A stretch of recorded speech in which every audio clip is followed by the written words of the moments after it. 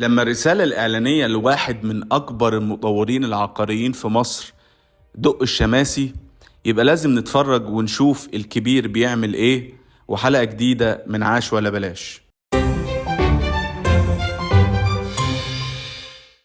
بعد اللايك والسبسكرايب نبدأ حلقة جديدة من عاش ولا بلاش.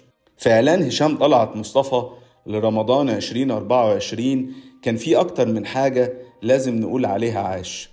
أول حاجة كانت اختيار كريم عبد العزيز. ما يميز كريم عبد العزيز أكتر من ميزة، أولهم فكرة القبول. كل الناس متفقة على كريم عبد العزيز، ومفيش أي حد تقريبا عنده كونسيرن أو عنده مشكلة مع كريم عبد العزيز إن هو يبقى موجود في الإعلان.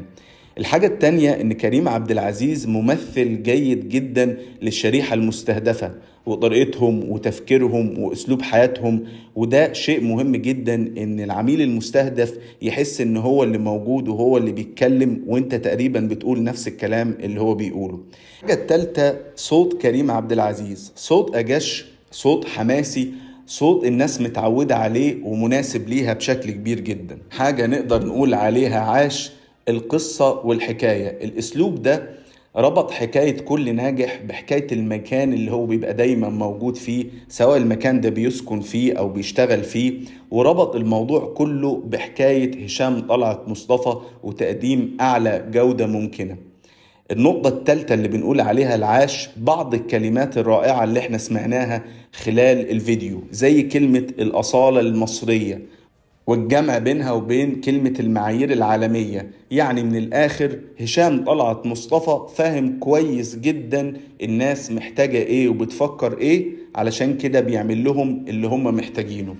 النقطة الرابعة فكرة التصوير من أرض الواقع. في كل مشاريع هشام طلعت مصطفى ما استخدمش مشاريع افتراضية أو مجسمات أو أي شيء، لا ده أنا بصور من أرض الحقيقة، من الشغل اللي فعلا اتعمل على أرض الواقع.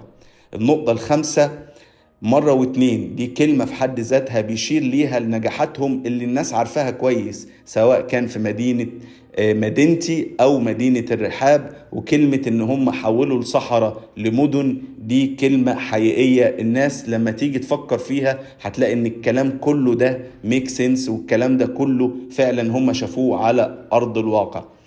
المدن الذكية والضيافة فن، والفن أسلوب حياة، الانطلاق نحو العالمية، الناس صدقتهم. كل الكلمات دي كمان تعتبر من الكلمات المميزة خلال إعلان هشام طلعت مصطفى لرمضان 2024.